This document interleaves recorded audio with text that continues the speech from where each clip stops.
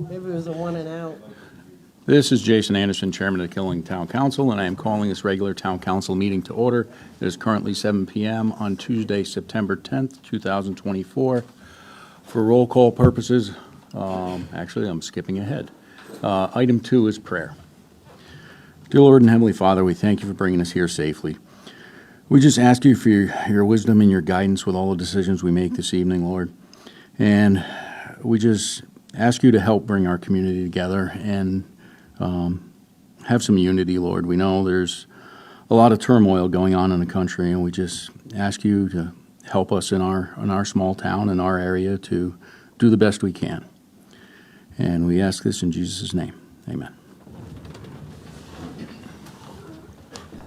I pledge allegiance to the flag of the United States of America and to the republic for which it stands, one nation, under God, indivisible, with liberty and justice for all. At this time, I'm actually going to ask for a moment of silence, remembering all those who suffered and died through 9/11.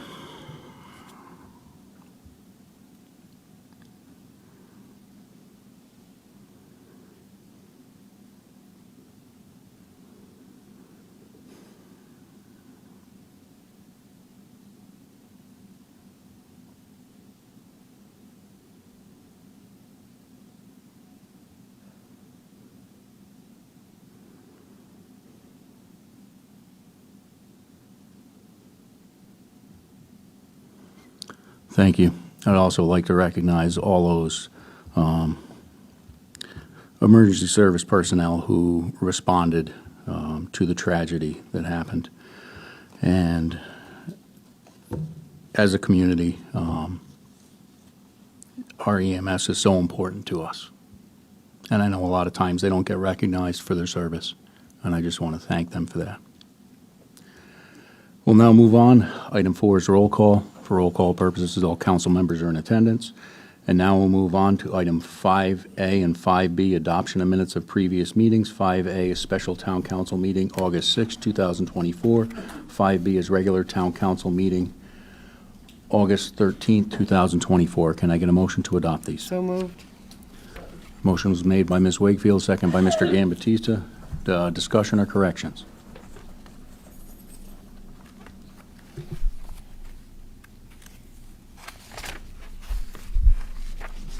Seeing none, all those in favor say aye. Aye. Aye. Opposed? Abstentions? Motion carries. We'll now move on to item 6A, presentations, proclamations, and declarations. 6A is a proclamation recognizing the month of September as National Suicide Prevention Awareness Month.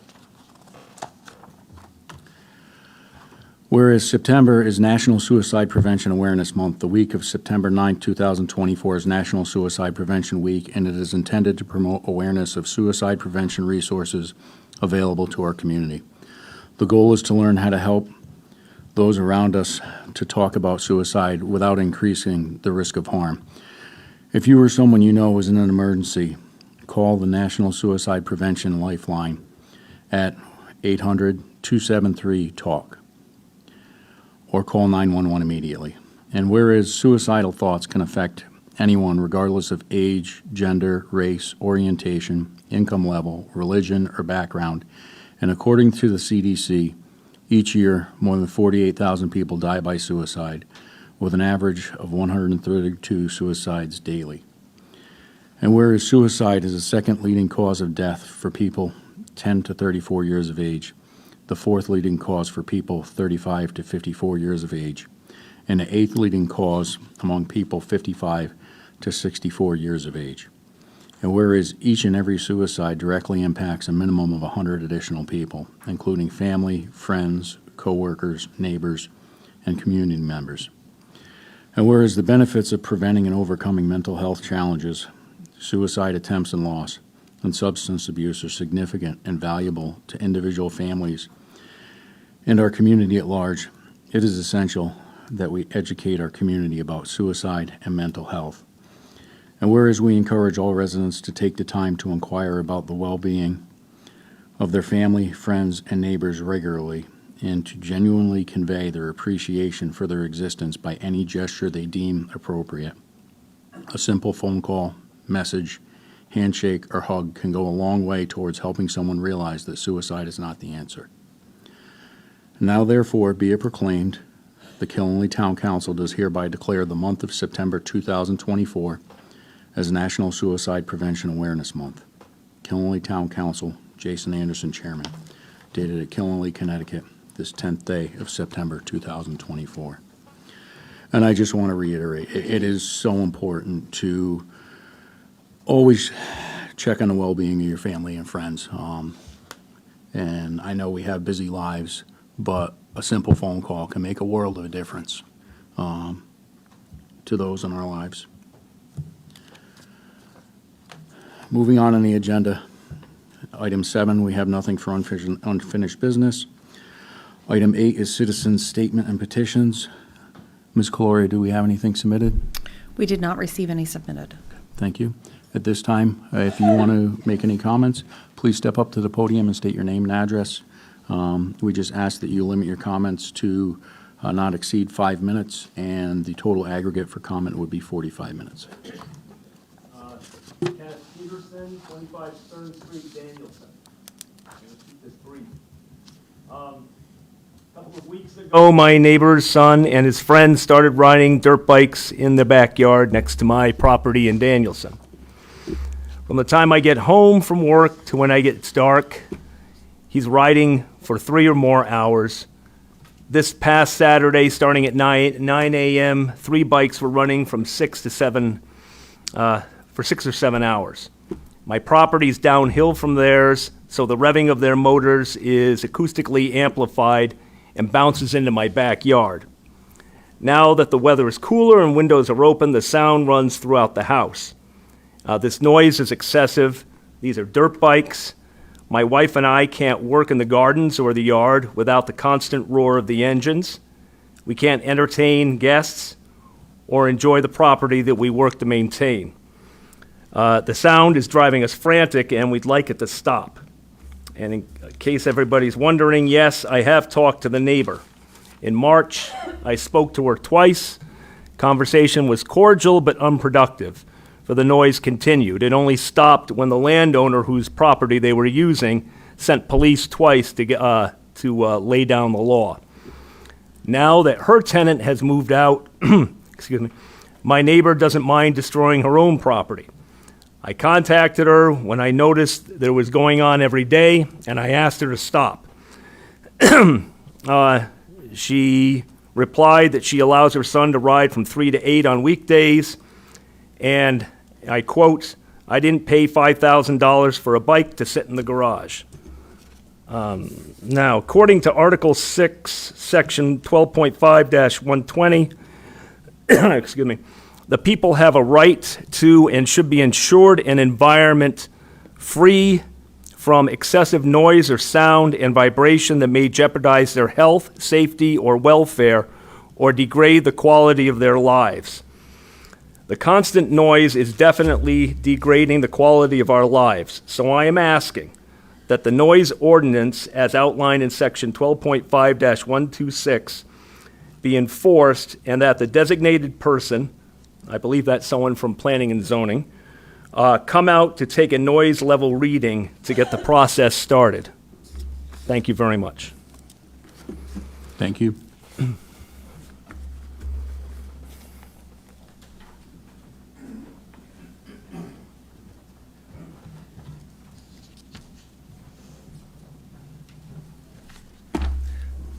Ed Grandelski, Upper Maple Street.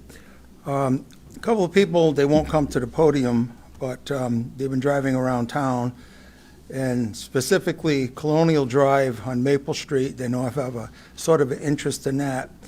There should be not a town road posted at the end of the street. This has been a private road. It's past P&Z. All the bonds have been sort of released, but it's still not a town road because it hasn't come to the town council. So, and I don't know if there are others. I now and then I look, some roads do have a posting, not a town road. So, people, it'd be nice if they knew that. Sometimes if someone's buying into a development and it says not a town road, maybe a prospective buyer might come into town hall and ask the question, is this a town road? Of course, the realtors, they don't know. They will say, yes, it is. And yeah, it's buyer beware, but, so what they said was, I should recommend that the town council sponsor a resolution that wherever there's a private road, there should be a designated sign, not a town road. Thank you. Thank you.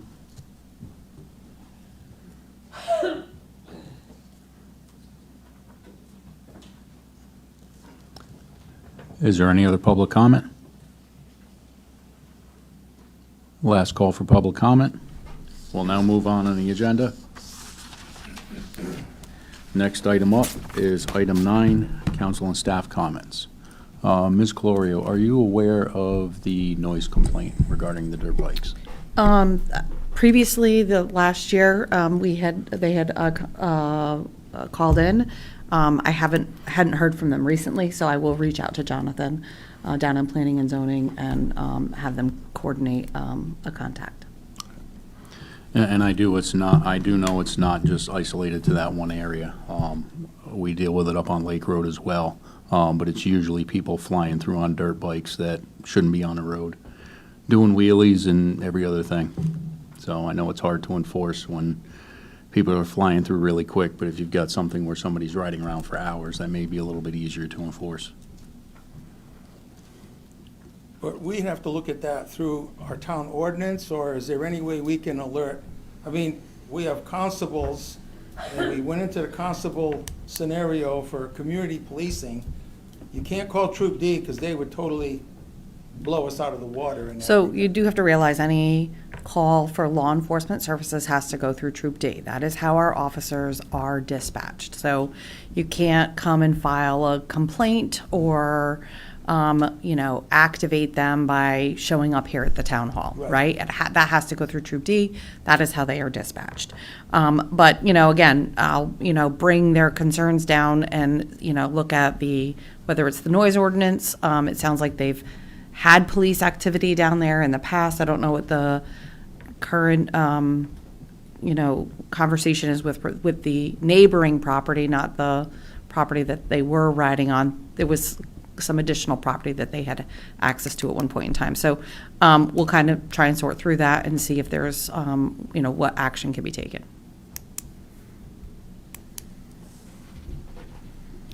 Any other comments?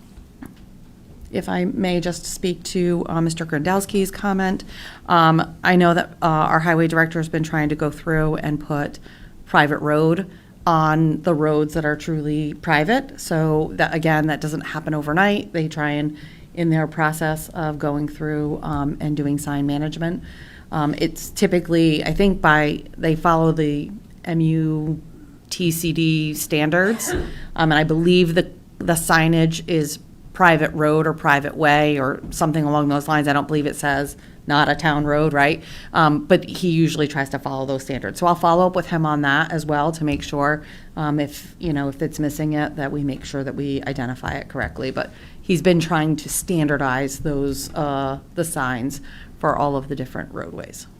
All right, But thank you. the other comment we get is like when the road, case in point, my wife's folks moved into town in 1975. They bought into a private road.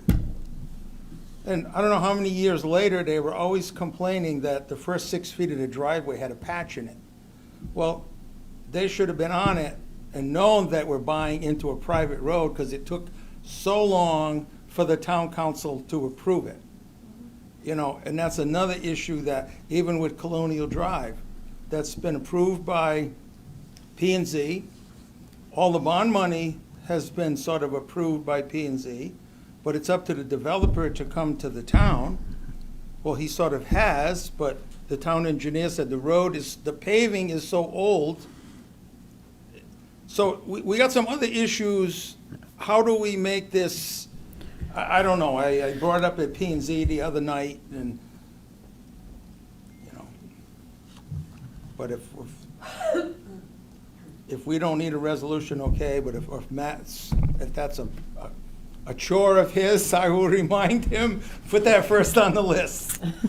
I'm sure you'll see him in another day or two, right? But yeah, that is typically what he's been trying to do, is making sure he's being uniform and, making sure to properly identify the roadway, so. So if he's tasked with, see, I wasn't, that's why I want to, I'll bring it up here, then we Sure. get it through you, and then now I know he's tasked with it, so I can kind of push Sure. it to I'll give him a heads up, you're gonna come a visit. different level. Well, maybe I'll see him in the parking lot. Yeah, right. Thank you.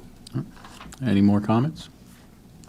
Seeing none, we'll move on the agenda. Item 10, appointments to boards and commissions, and we have none this evening, so we'll move on to item 11, reports from liaisons. The Board of Education liaison did reach out to me and say he was unavailable this evening, and they also had nothing to go over. So we'll move on to item 11B, Borough Council liaison. Borough Council will be meeting next Wednesday for the first time. We start in September. We were doing some cleanup work over the summer.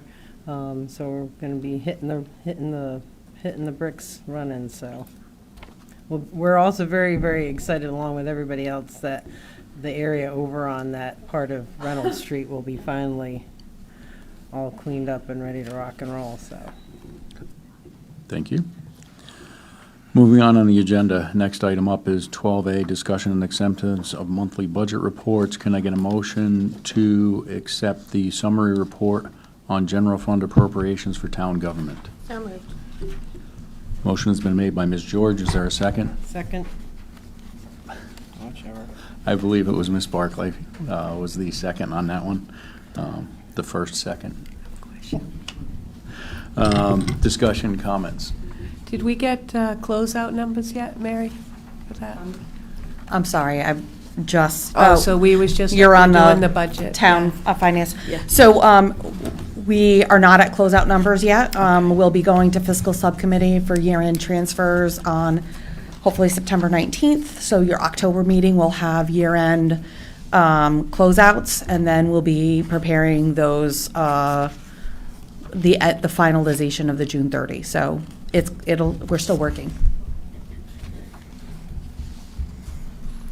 Any other comments, questions?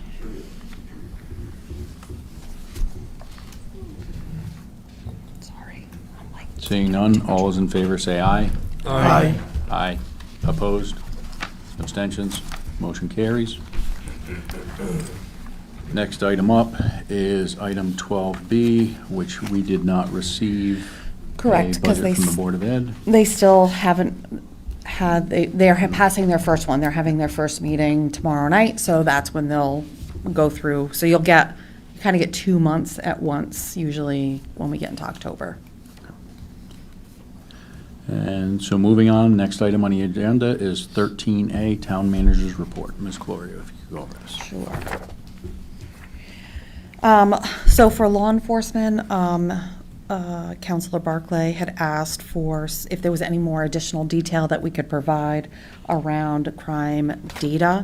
I worked with Buddy Conroy, our public safety administrator, and so I did attach, this is a compilation that the state does and it is a couple of years behind. They take a couple of years to produce the information. And I did include, so the total report that they put together is like 120 pages. You can go on the website and definitely pull it out, but it's literally every single community. But I did include we did include the forward part of this, so that way you could read, like, what is the report, how to use the report, that type of stuff. So do you know how to find this on the website? Yeah, I thought I had included the link. If not, I'll send you the link for it. I thought I had included the link for it in the thing. Apparently I didn't. I will send you all the link for it. just note that the population at the top of the page, that is clearly the state population. We don't have 3.5 million people in the town of Killingly, and there's not a way to change that on that report. So this is what they have for published. So just to give you that additional breakdown, and again, there's not a way to break this down between Killingly town officers versus state PD. This is just everything combined. Okay. Does anybody have any other questions about that? Because I wasn't sure if anybody would have any other questions. Okay. The next one, there was a request, Ms. Murphy had requested information about the use of fund balance activity for our WPCA for the last several years. So I incorporated that, what they had budgeted to use in that budget year, what actually transpired as far as closeout for that year, and what the actual fund balance is for the WPCA. So as of right now, again, the fiscal year 2024, we're still in audit process, so it's possible that that number could slightly change, but I believe that we're largely there. We're looking at a fund balance of just under 2.3 million, which, you know, given the size of their budget, you would think, well, they're well-funded. However, when something for an emergency goes awry at a wastewater treatment plant, as an example, they had a breaker that went, it's $20,000, right? Like, that's just an electrical breaker, right? And that's one of many that are in there. So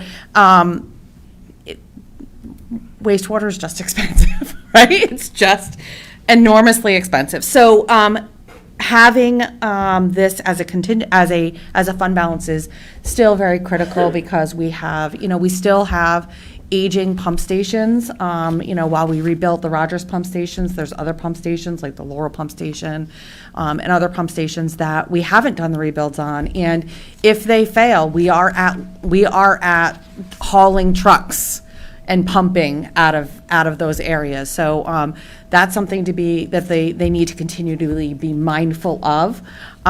So we've been recommending for the last several years to the WPCA that they do not utilize fund balance for offsetting their operating budget, but they've had to actually look at user rate increases because they're starting to get to a point where if they do run into an emergency, fund balance may be a challenge, right?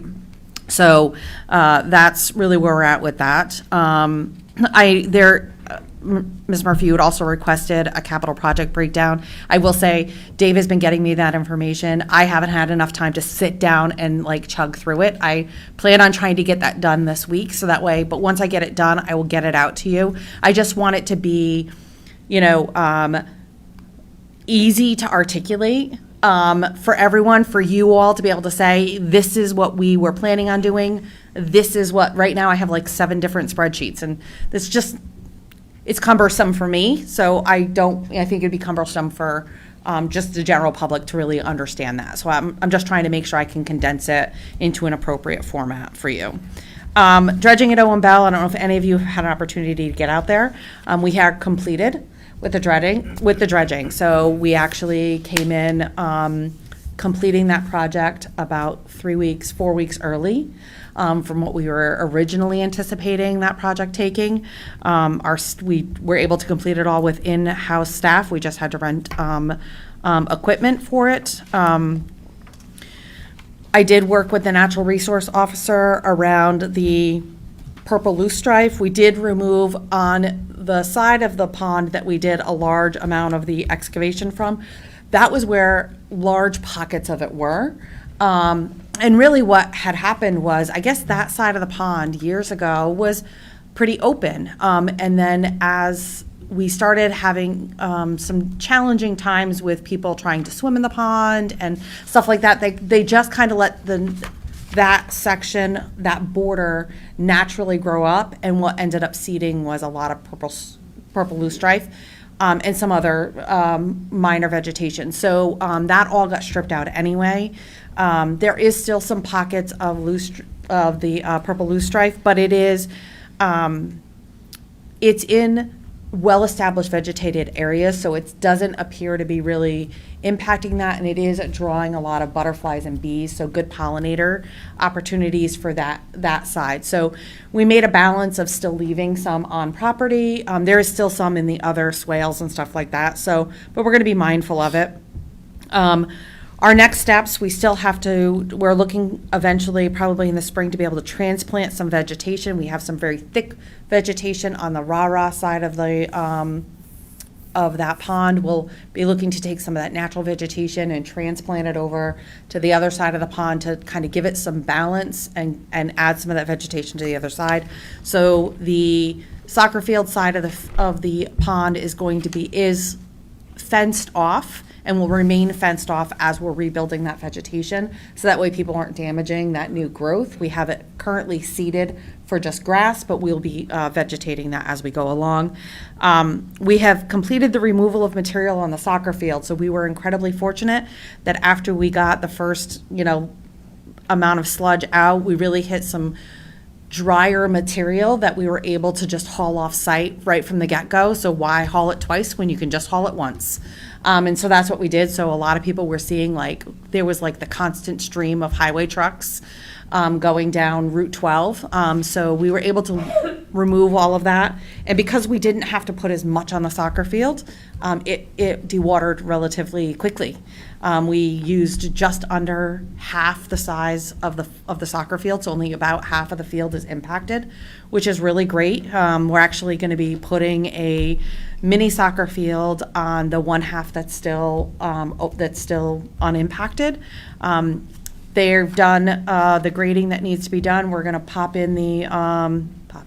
Sounds like it's a really easy thing. We're going to pop in the irrigation heads, check the irrigation. We may have to do some minor fixing of the irrigation system in the side that we did have to put the material on.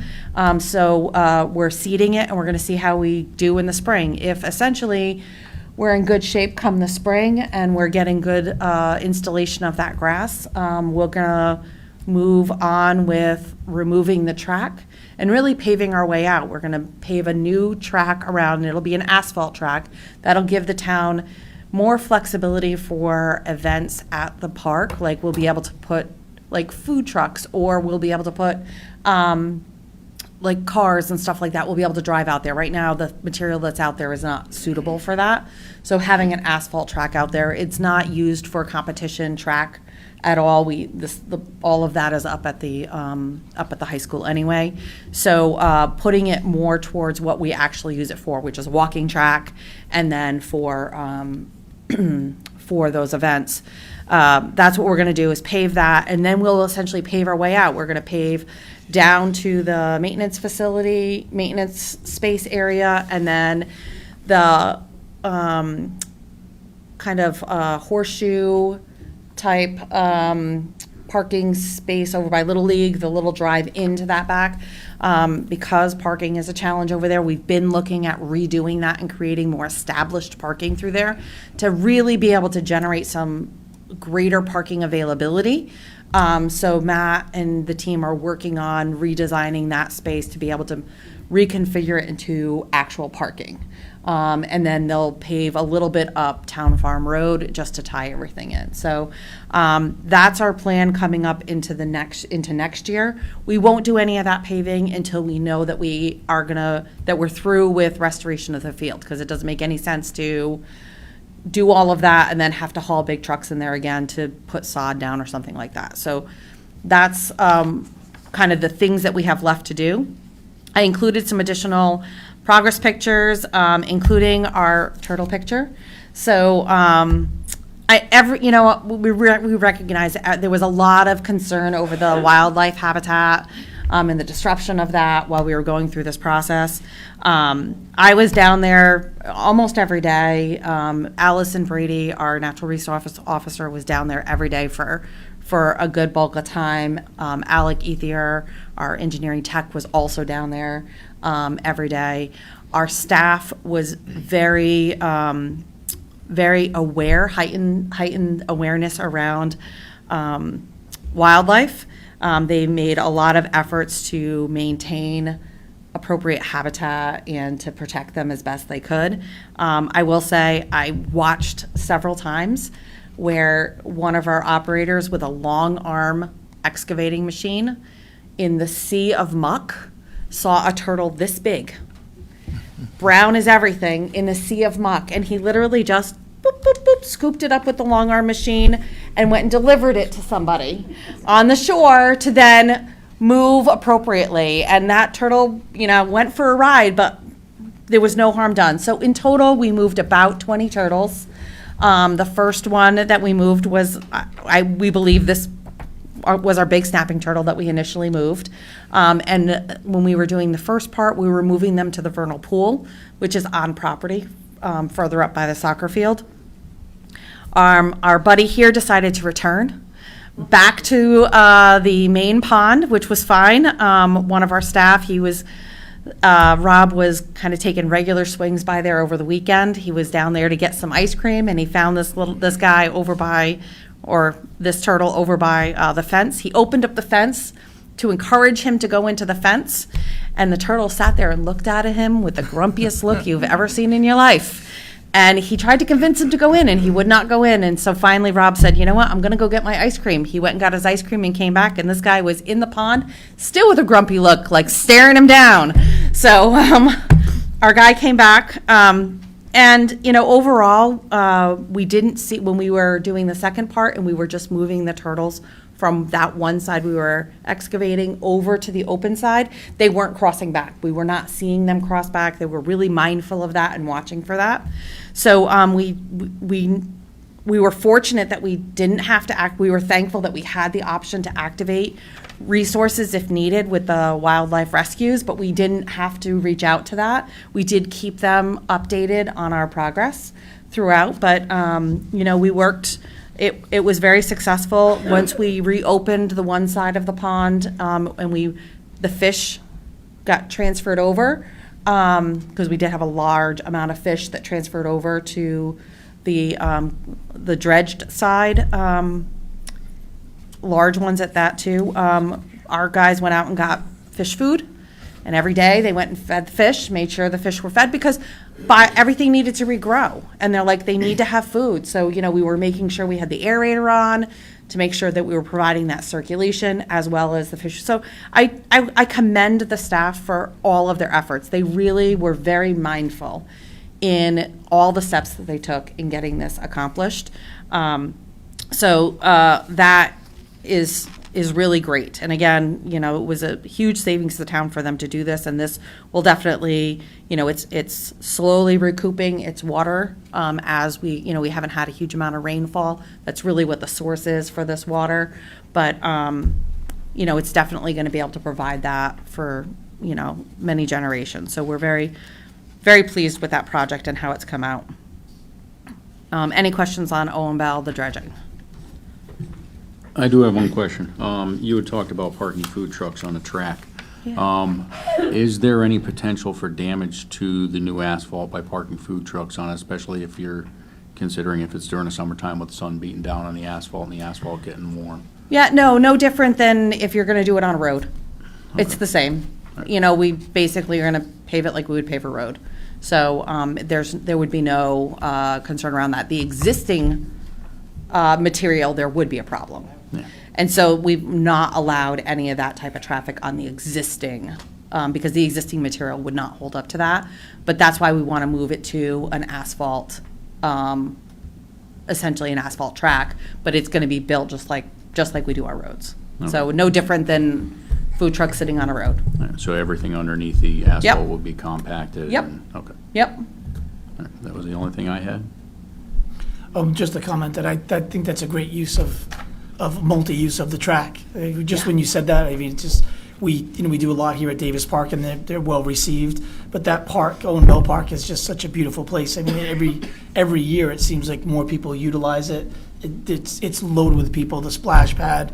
I wish I saw more people exercising, playing basketball, like there was when I was a kid. But that's just the way it is. But I just thought that was I thought that was a great use of that space, especially connecting all the way back down, having accessibility out of there. And I think repaving that circle at the Little League field would really benefit. Yeah. That gets real tight through there. Does. Anyone that goes there when there's Little League practice, there's not a lot of space there. It's not the best. Yeah. Is there any other place in the park that we could make additional parking? I don't know that. Not without taking away existing recreational space that is being actively utilized, right? So, clearly, that's going to be something that we've looked at. Do we install or look to put in some sort of access from the KCS site down to, so we keep exploring what opportunities might be out there to be able to create more parking for all the different users, right? Like if you park in either one of the parking lots, get out to the soccer field, that can be a haul, especially if you're not overly mobile. If you're going out there to watch, your grandkid's game or your kid's game or something, and you're not. And mobility is a challenge. Trying to get out to the soccer field right now can be a challenge, right? So we're trying to be mindful of the accessibility components as we look at spaces for parking and locating that. But yeah, we've kind of talked about a couple of different possibilities. They still have stair access from, No, not really. It's not really great. Yeah. Yes, they haven't maintained them. No. They've got the telephone poles that you could walk. Yeah, on there. it's really not That cool. have been there since the 70s. Yeah, yeah. We don't encourage that. what a zip line.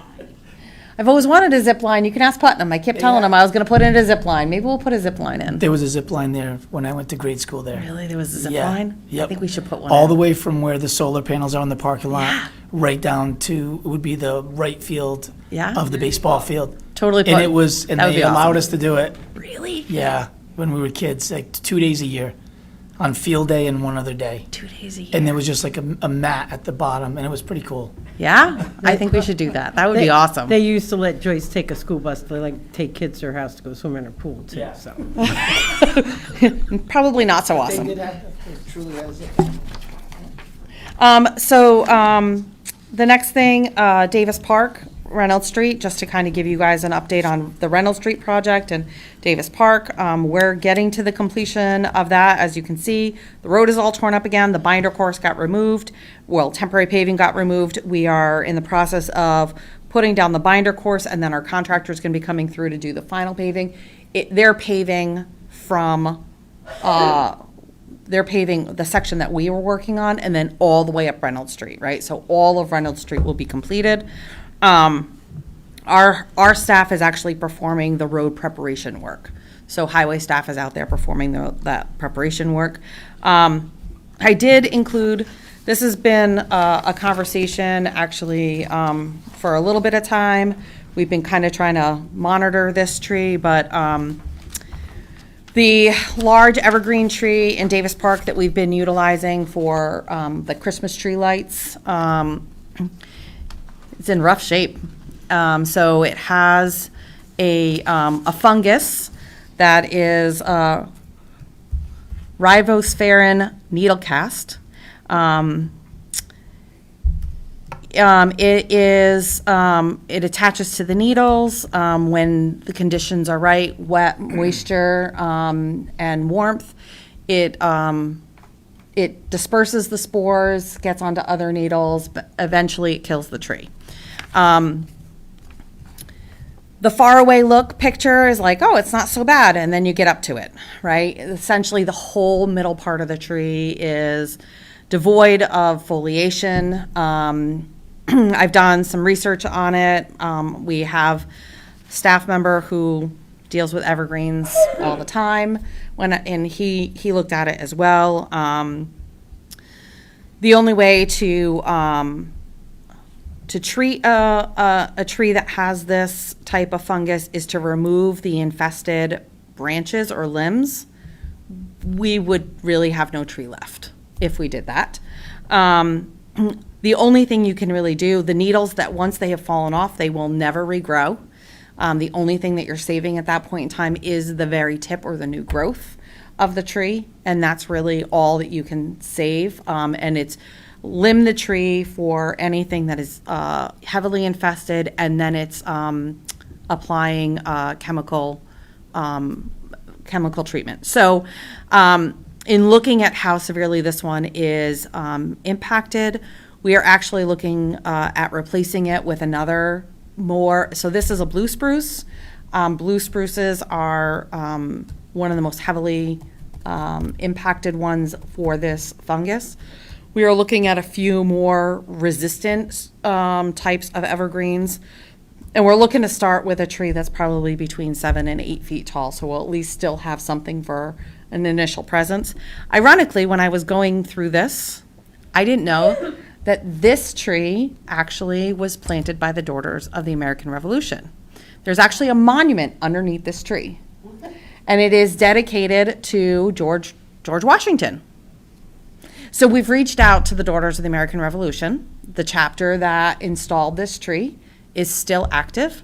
So we're reaching out to them to see if they would want to participate in a replanting in that honor, so we can still maintain that history for that. So I thought that was really cool. I was like, did anybody even know? You know, because you can't see it. I mean, it's literally buried underneath that tree. I'm sure when they planted the tree, it seemed like there was plenty of space for this. But it is well buried. It's been a long time since you've seen it. Yeah. So we have reached out to them to see about potentially doing a new, participating in this replanting and doing a rededication. I don't have a timeline yet on a replanting. I know Matt is posting the tree. We're going to post it for the 2 weeks to give just public awareness of that. And then that tree will come down. We'll deal with the root base on that, and then we will look to plant a new one. This time of the year is the prime opportunity for planting, so we're going to be trying to get it done probably within the next month or so to get that done. And there's a dedication there every year, correct? I know my son, the Tree of Life, and they do a family every year. Is that still gonna? We'll still continue with all of those activities. It's just going to be a different. Obviously, it'll be a different tree. But my understanding that was used to put the lights on the tree. And that's where the terminology Tree of Life came from, was Okay. with regards to the lights. But we're trying to incorporate all of these entities that were based around this. If it's not cost prohibitive, can the tree be a little taller? Sure. Well, I'll look at it. If I can find it, Well, I'll that's find it. It's a significant It is tree. significant, right. Like, I would think if you could get a 12, 15 I'll foot try tree, it. I'll try it. I think that'd be cool, Sure. Sure. instead of 7 or 8. Yeah. That's My all. my minimum is 7. I won't go Okay. any lower than that. So I'm not putting a stick in the ground.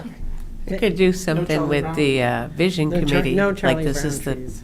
first piece of it, and then it grows. It grows.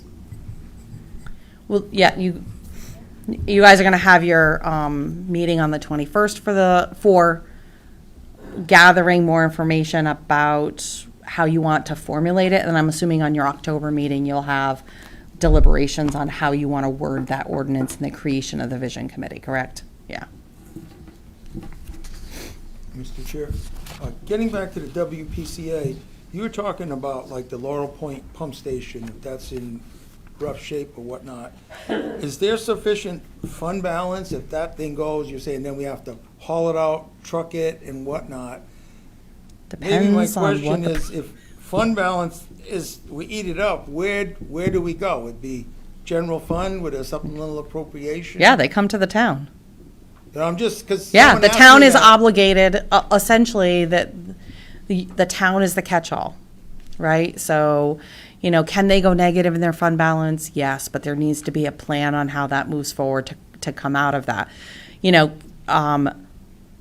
Every emergency has its different cost factors and its duration, right? So, clearly we have to manage through the emergency, whether it's something that we can recoup in insurance or whether it's something we're eating.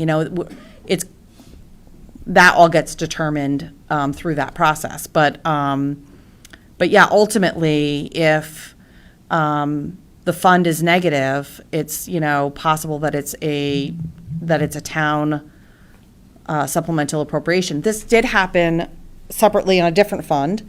The town has we are basically self-insured for our health insurance. Years ago, when I first got here in 2009, we had some really significant claims in the health insurance fund.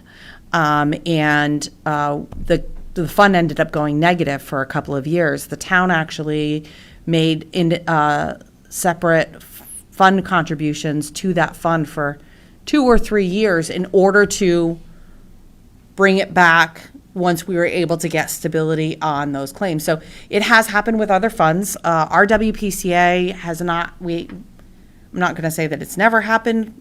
I don't have all of the history, but they have been very responsible around managing and making sure that they're able to cover any of those emergent costs, and trying to be proactive with their maintenance. So we haven't experienced that with our WPCA, but it has happened with another fund that the town, the general fund, has had to make alternative contributions to that fund in order to sustain it and put it into a positive balance. So that's what would happen. But if that was done during the budget process, that would be, if you can delay, if we needed a supplemental appropriation to help WPCA, Yeah, if that can be delayed somehow to. if it's possible. I- Sometimes I'm it's just not. throwing that out. And sometimes it's a supplemental appropriation right. because of an emergency Yeah. situation. And that's why the WPCA has a fund balance. That's why the town has a fund balance, right? Doing a supplemental appropriation isn't necessarily the most negative of things. It's when you're doing them consistently Right, for right. what appears to be operational or foreseeable operational expense, right? If you have something catastrophic, that's why you have a fund balance. That's why you try and maintain this to be able to be responsive to that. Because I know when the Rogers Pump Station, even though it was all authorized, we got that approved earlier than Don't the rest of remind the me. plant. I And that's know. why I'm bringing that up, that but it was in, the monies were there, but we had to get DEP and everybody in advance. but- scary. Yes. It was That's scary. that's what I'm saying. We can eat this up Yeah. in short notice, that. Yeah, last thing I did want to mention, I forgot to mention when I was talking about law enforcement. Our law enforcement has been trying to work on community outreach opportunities. And so like the council is doing Coffee with a Council, they had actually already started working on Coffee with a Cop. And so he had gotten 2 dogs scheduled. So they're going to have a couple officers down at 2 Dogs on October 2nd from 9 to 10, just as a community outreach. So they're going to try and do that quarterly, see if they can move it around to different locations, but expect to start seeing that. Again, this is just an opportunity for them to just have a basic, no agenda, just let's sit down and talk, ask your questions kind of things. And just a good opportunity to just, have that community conversation with them. I have a question on that.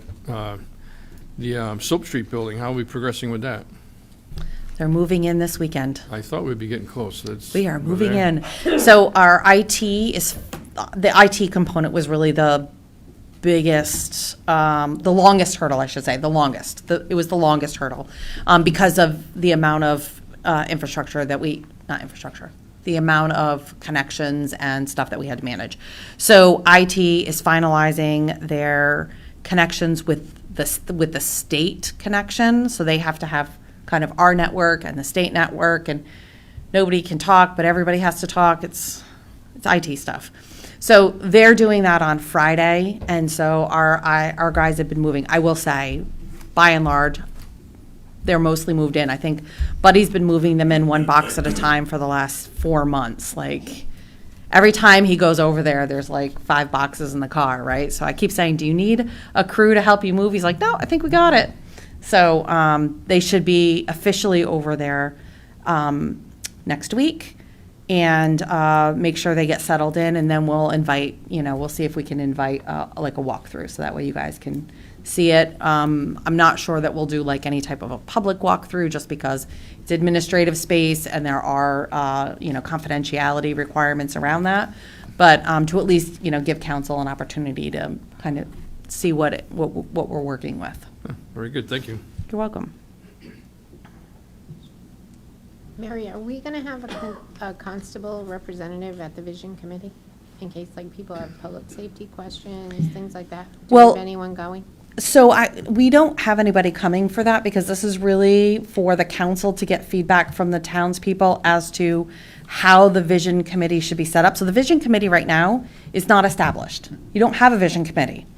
And so that would be a conversation for the town, for you as council members to determine, should there be a law enforcement representative or liaison appointed to the committee, or, assigned to the committee, right? Like, that's part of that deliberation. But no, I don't have anybody assigned to attend that meeting, because I'm really looking at it as you getting feedback from your constituents directly as to who should be on this committee, and, how many, and how should that look?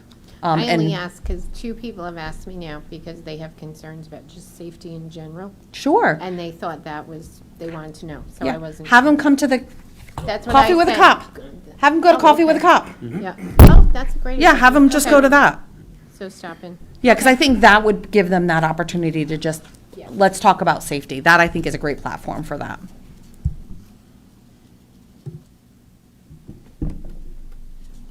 And then, secondly, this is just transmitting the required annual report from EDC. They approved this at their last meeting. I'm just transmitting what they adopted. And that is item 13B on the agenda, if anyone was wondering. Sorry, I jumped ahead. That's no problem at all. Any questions, comments? Seeing none, we'll move on. As Ms. Colorio said, item 13B is the annual report from the EDC. That was included in our packet. Moving on to item 14, unfinished business. We have nothing, so we'll move on to item 15A. Consideration and action on a resolution to set the date of October 8th, 2024 for a public hearing on a proposal to authorize the town manager to expend up to $1,600,000 of American Rescue Act funding for the Westfield Avenue renovation project. Can I get a motion to adopt this resolution? So moved. Second it. Motion was made by Mr. Grandelski and seconded by Ms. Barclay. Ms. Coloria, if you can go over this, please. Sure. So we're coming up to the kind of the end of the first benchmark time frame in order for the town to have committed all of our ARPA funds. From the very beginning, the town council had indicated an interest in offsetting some of the overall borrowing of funds for the Westfield Avenue project. And so this would allocate any remaining funds. It is more than the number that you're seeing on the spreadsheet of the detail, simply because we're going to be closing out projects. For example, the police administrative offices has come in under budget. We're going to be probably about $100,000 under budget, right? So we're going to fold up all of those smaller numbers, and so that's why the request is up to 1.6 million. I don't know that we'll get all the way up to 1.6, but as much as we can close out of all the other projects, we'll roll up into that one utilization. This is not going to expand the available funds for expenditure on this project. This is simply money that we're not going to have to borrow, right? That's what this does, is it just reduces the overall borrowing package for this project. And so, as we've done with every other ARPA allocation, we're setting a public hearing. That's what your action tonight will do, would set the public hearing for October 8th for you to hold that public hearing, and then ultimately that meeting would be when we'd be looking for potential action on that. The funds have to be committed, which means they have to be under contract or purchase order by December 31st of 2024, which is a bit of a shift from the initial guidance that we had out. Initially, the guidance was that had to be appropriated. Apparently, the powers that be in the accounting and auditing world are interpreting that as under contract, not just appropriated by, town council or even by town meeting. They're saying that if the town council has, appropriated it for a project, that is still just a spending plan. They're not counting that as actually committed. So the funds have to actually be under contract. So the KMS project, clearly, we don't have a problem with that. Not KMS, Westfield Avenue project, we don't have any problem with that.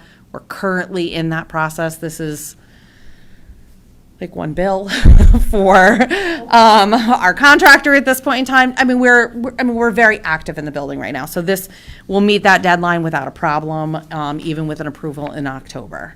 If this were approved, it would be significantly more challenging to put it into a brand-new project that, we haven't put out to RFP yet and stuff like that we're not ongoing. So that's the request here. It did go, I don't think I put it on here, it did go before the fiscal subcommittee previously, and this had been recommended. So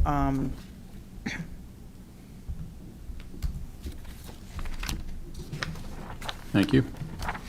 So how does that work, Mary? If it's you got to have your PO, but you're not an invoice, and it's just going to be a general 1.6 million to the contractor? Is that what So you- it'll be an amount not to exceed the 1.6 million.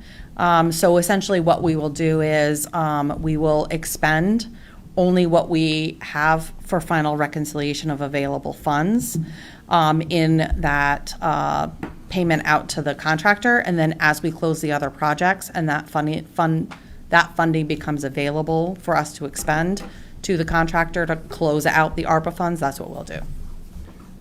So does this work still go under, obviously it has to be appropriated quickly, but it's still, we're not just giving this money away. There's still a bidding process So that they, Westfield Avenue is already fully contracted and fully bid. This doesn't so expand you're or just add any taking that- services. You're just taking that and deducting off the top of it. Exactly. We Okay, are just gotcha. lowering how much we're going to borrow. Gotcha. We're just using it as another funding source. That's it.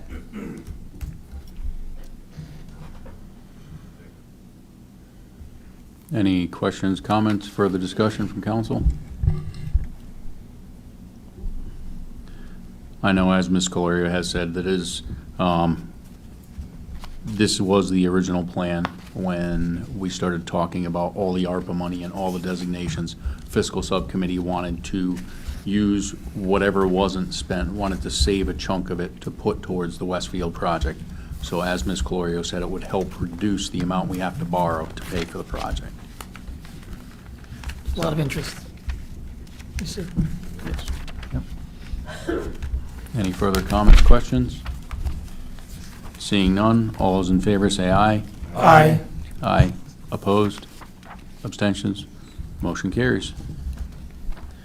Next item up on the agenda is item 15B, consideration and action on a resolution to authorize the town manager to expend up to $2 million of undesignated capital projects funding on WPCA capacity expansion design project. Can I get a motion to adopt this? I'll make that motion. Motion has been made by Mr. Grandelsky, seconded by Mr. Gambatista. Ms. Colorio, can you go over this? And if you could just touch on how the discussion I will. went at fiscal. I will, yes, thank you. So, as you're all aware, the WPCA is currently in a moratorium for connection due to the capacity constraints. The town, we have applied for congressional designation funds 2 years in a row and have been declined those funds at this point in time. And we received some really important feedback that we got from our federal delegates in that they needed to see some town investment in this as well. They felt it couldn't just be federal, which is understandable, and that was never really necessarily the intent. We were looking to also leverage state funds. So, and we've also seen the awards for the congressional delegation funds has really been shovel-ready projects, projects that are ready to go in the ground, that have really gotten their design work ready, and they're ready to implement. So we have the developed cost for what it will be for design, and that is $2 million. I had originally gone to the fiscal subcommittee requesting $1.5 million of the ARPA, because that's all that we expected to have left, was about $1.5 million for the utilization of this. In that meeting, the fiscal subcommittee recommended that we utilize this alternative funding source as opposed to using the ARPA. Unfortunately, in that meeting, I neglected to re-articulate that the actual total design cost is estimated to be $2 million, not 1.5. So while the fiscal subcommittee did recommend the utilization of 1.5 of the undesignated, it was, I think, really just a miss on my part to not re-articulate that the application was really, the design cost is really $2 million. So if we really want to get the design done and get to a shovel-ready point for that, we really would want to look at designating up to $2 million. That has to go out to bid. So that $2 million is an amount up to. We would have to put that design out to bid. And so it's possible it would be below that, but based on the current estimates, we're looking at $2 million. We would then really look to be able to leverage that town investment with state and federal money to be able to get construction dollars, right? So that's really what we're trying to go after, especially being able to go into the next application process for congressional monies. We would be able to show the town's active investment and actively engaged in design process for the project, and then we're hoping that we'd be able to leverage federal and state funding for that. So the undesignated capital projects funding is really coming from that the now the Lake Road generating revenue that we can now recognize that had been allocated to capital projects through our budget. So through our budget process the last 2 years, the disputed amount that we had for Lake Road generating was listed and approved in our budget as capital.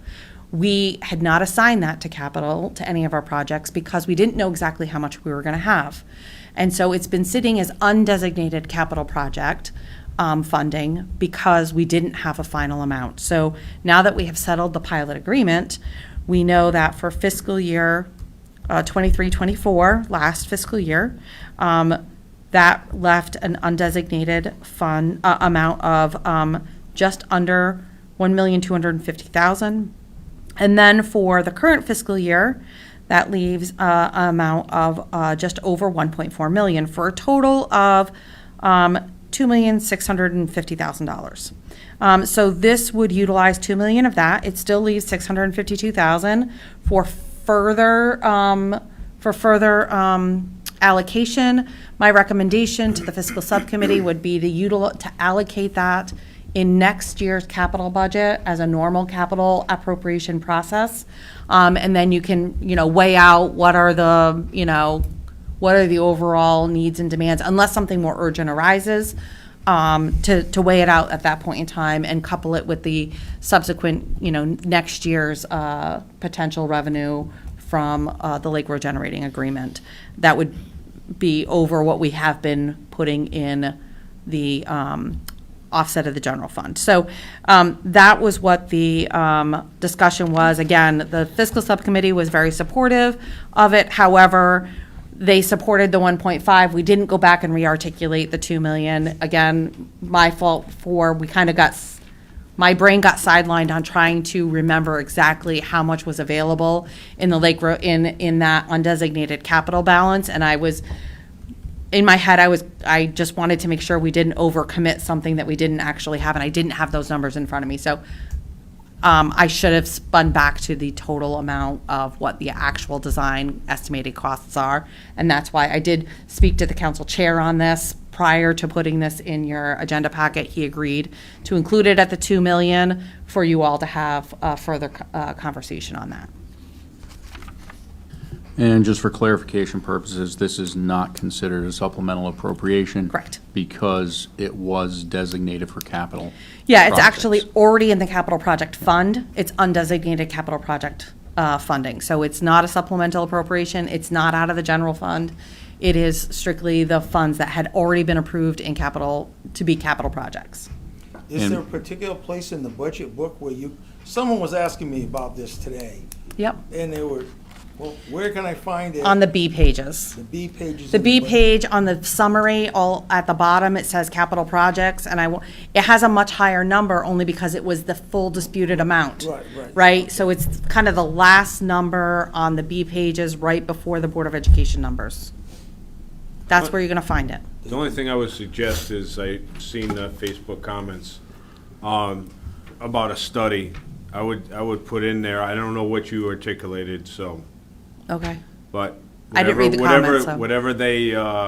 whatever they took out of it, all they seen was study and $2 million. Yeah. So I think it's important that the people know that it's a design. Yeah, And so- we have Oh, to yeah, have this yeah. design. Yeah. Right. So part of the design is the study, but, Yeah. I So- think just to include that would probably save. a Yeah, lot. you're right. This is the design. So this will get us all the way to construction documents. Right. A study doesn't get you anywhere near construction documents. So yes, I'm glad you brought that out. So yes, this is a full design that gets us to shovel-ready in construction. Right. That's Yep, important. that's important. I didn't read the comments, so thank you for bringing that up. Yeah, people jumped on it. Yeah. Did they? Yeah. Okay. It was not something I would comment on, rebut, but it wasn't really in the right context. Okay. It was more like we were just fishing around. No. And not actually coming up with a concrete plan. Right. Yeah, but this is a hunk of change, so I mean, I'm glad somebody's Yeah. looking at it. Right. There's people out there, we're not getting maybe over here, but, okay, look at what's going on, and I appreciate, like I said, where is it in the budget? Okay. figured with- When I hear study, I hear, yeah. No, yes, you're right, that's exactly, good, so 100%. we're getting And- some feedback. And it may have been because we were talking about how they had done a capacity study, and this was coming out of that, and maybe that's where they latched onto that, I'm not sure, but this is truly design. This gets us all the way to shovel-ready, and our hope is that we get to construction. And honestly, Mary, that's part of the capital plan, my understanding is this was in the original 2013 study. Not the exact design, but the Yes, requirement similar. for the new aeration basin and Yes. secondary, so that's going to help. It will, yes, Yeah. it will definitely help. I had a question. So your big fear, my big fear, looking at this $2 million, you're going to do design ready. How long is that going to be okay? Like, okay, 2 years, that design is good to go, and while we wait for funding, is there an expiration date? Do you know what I mean? Like, you don't want to end up Yeah. having to do another Another design. You don't want to redesign. in 5 years because we weren't able to get the funding.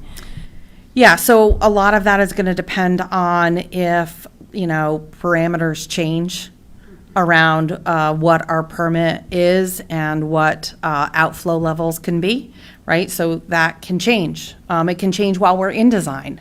But I will say, having dealt with the previous project, which took a really, really long time, I think that the capacity increase design will have a longer shelf life availability. Is it possible that, if we're 7 years out and we might have to do some redesign around some of the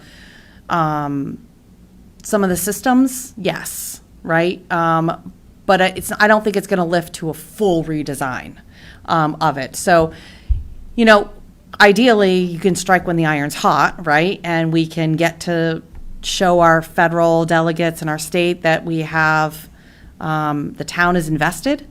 The town has, taken that initial step forward, looking to be able to partner with the state and the federal. I did get some really good feedback with both our federal and our state delegation about coming out for site visit.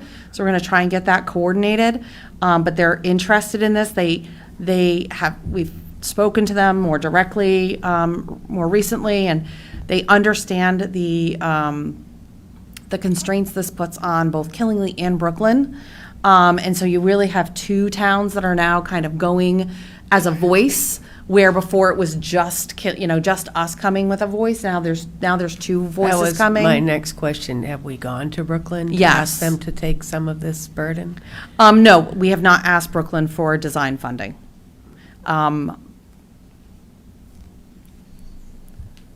Brooklyn's WPCA hasn't had capacity.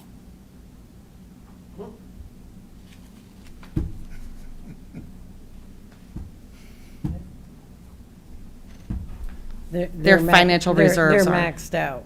Their financial reserves have dwindled significantly.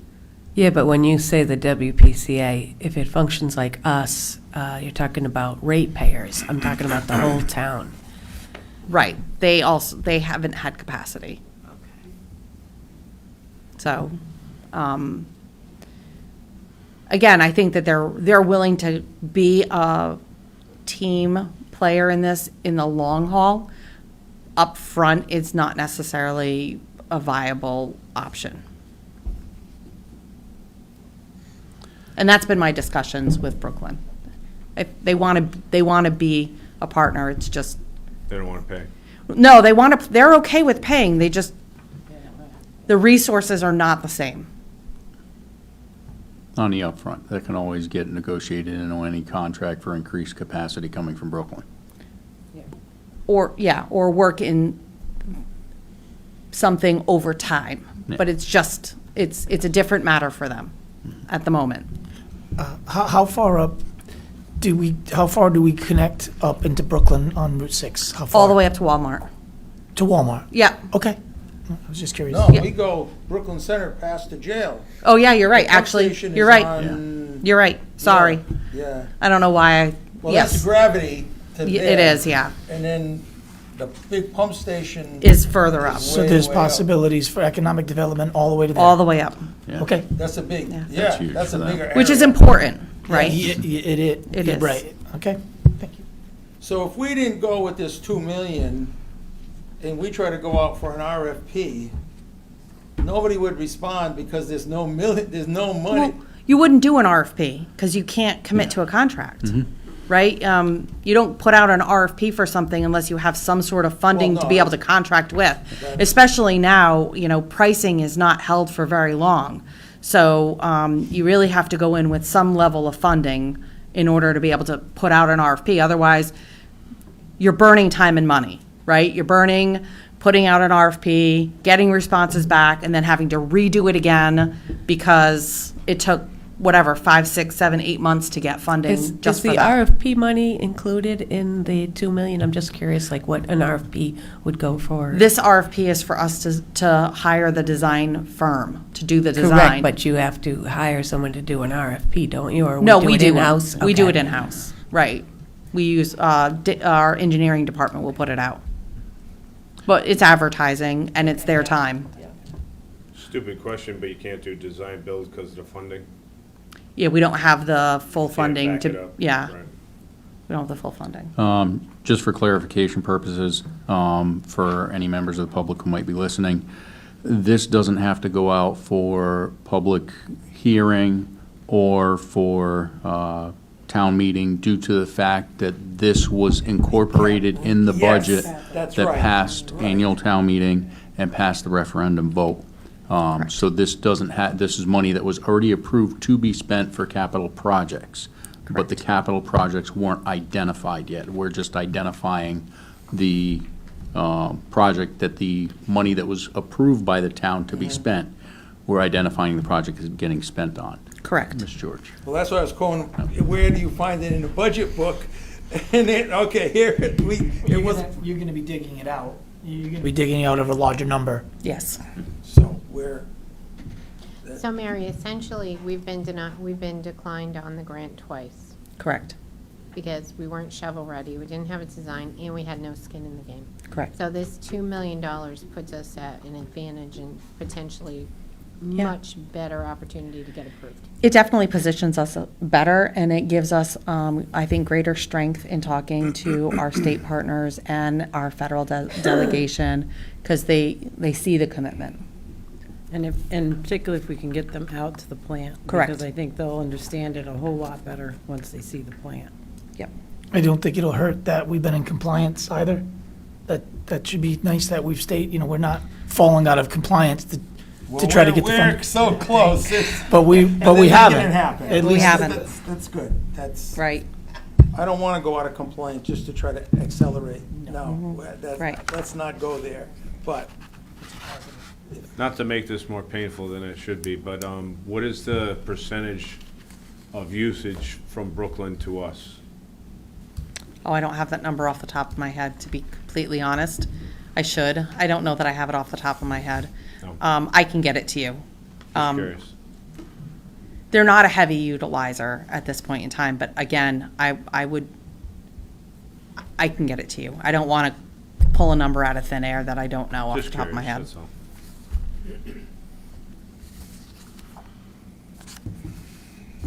Any other questions, comments from council? Seeing none, all those in favor say aye. Aye. Aye. Opposed? Abstentions? Motion carries. We'll now move on the agenda. Next item up on the agenda is item 15C, consideration action on a resolution approving and adopting a newly updated town manager performance evaluation rubric. Ms. Colorio, can you go over this, please? Yeah, I don't, this, as you discussed at your previous meeting, there was some questions around maybe potentially changing the rubric for the evaluation. Personnel Subcommittee met, and based on their discussion, they opted to go down to a 3-category rating. 1 needs improvements, 2 meets expectations, 3 exceeds expectations.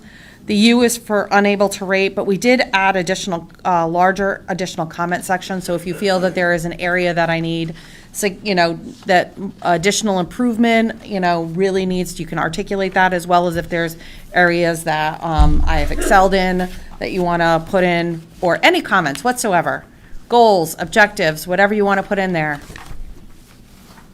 And we also added a full page of any additional comments in case you need to do that. So this was the rubric that the Personnel Subcommittee was supportive of and wanted to recommend to the council for adoption. I've also included in your packet one of these, assuming that it passes tonight, in a sealed envelope for you to be able to, or an envelope for you to be able to complete and then forward to the council chair. I'd just like to add that I had been trying to find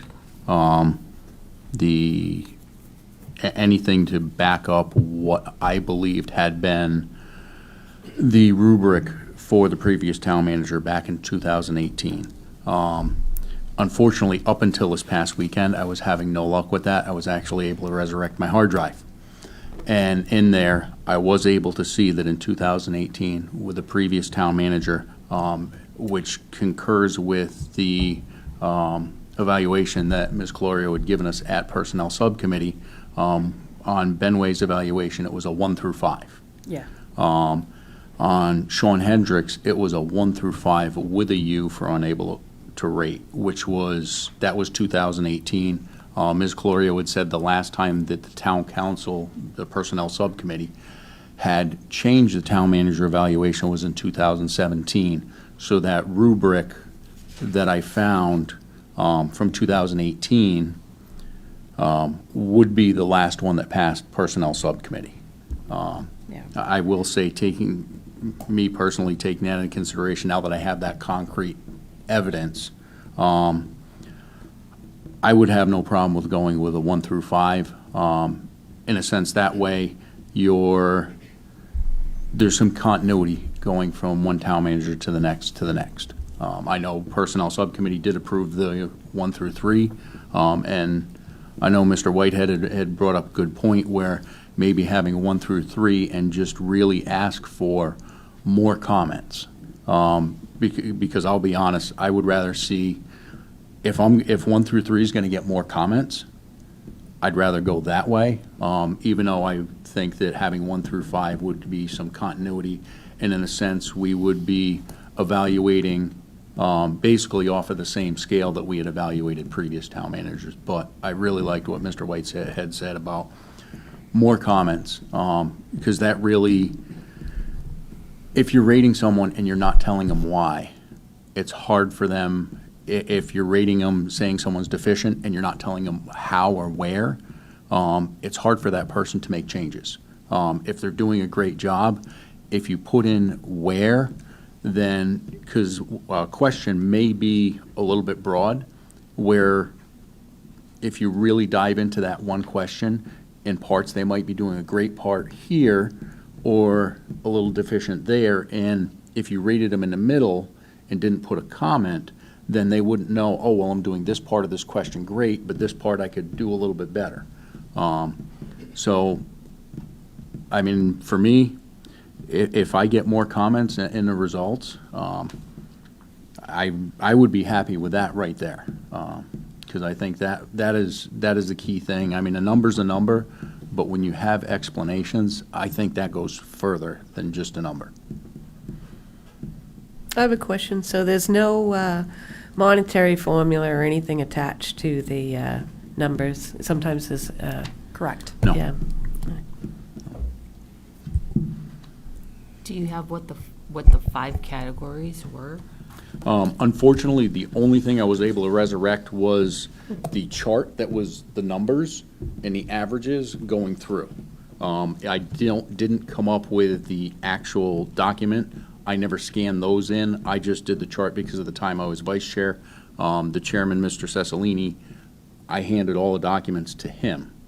And the chart was what I had because I created the file, I created the Excel sheet off of all the evaluations from the 8 evaluations we had gotten in that year, because we didn't get a full 9 back.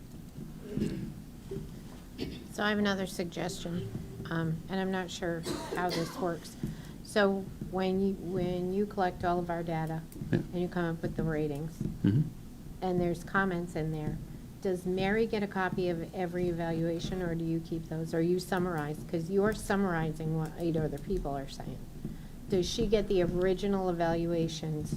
I don't remember At the how we've done it in end. the past. I thought it was just the summary that I had brought forward. Yeah, And part of why I did that is, and that was what the previous chair before I became chair had me do.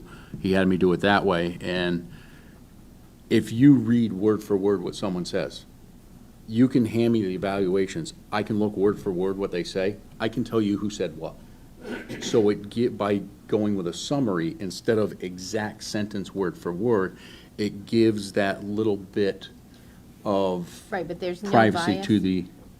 And so are you putting every comment? What I'm saying is I've had performance evaluations from 3 managers, and I would get all 3 of those separately. So with the summary rating and the ratio, the average, but when you're saying if we go with the 3 and there's more comments, don't you think it's more important to get the direct feedback?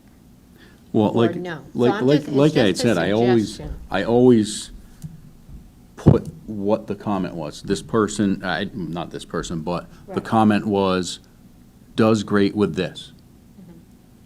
Needs to improve with this. That I would put in the summary. I wouldn't put the exact writing, because that way it gives. So when you put those together, you're including all of those? Yes. All of those Yes, comments? Okay. every comment that's in there through the whole evaluation, and then as Yeah. well as all the comments at the end. Okay, because I'm just thinking if we're focused just the 1 to 3, and it's more comments, then you're gonna have more of that, And, which is good feedback, but. Oh, Yeah, yeah. I didn't know if she got the originals.